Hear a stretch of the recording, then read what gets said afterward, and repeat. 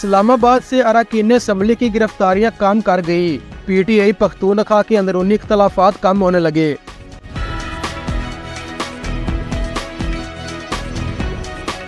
इस्लामाबाद में parliament house से पाकिस्तान तहरीक-ए-इंसाफ के अरकान असम्बली की गिरफ्तारी के बाद PTI खैबर पख्तूनख्वा के अंदरूनी इख्तलाफात में कमी आने लगी है।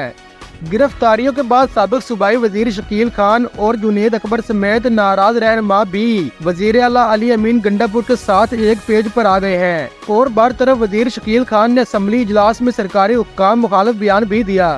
जराये के मुताबिक सरकारी हुक्काम के खिलाफ बयान देने का फैसला वजीर आला अली अमीन का था।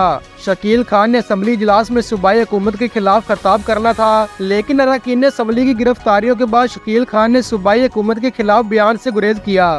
पार्टी जराये का बताना है कि MNA जुनेद अकबर ने भी सूबाई हुकूमत के खिलाफ जलसे करने थे। ताहम मौजूदा सूरत हाल के पेश नज़र MNA जुनेद अकबर ने भी अपना फैसला मुअक्कर किया और मौजूदा सूरत हाल के तनाज़ुर वज़ीर आला अली अमीन गंडापुर के हक में बयान दिया।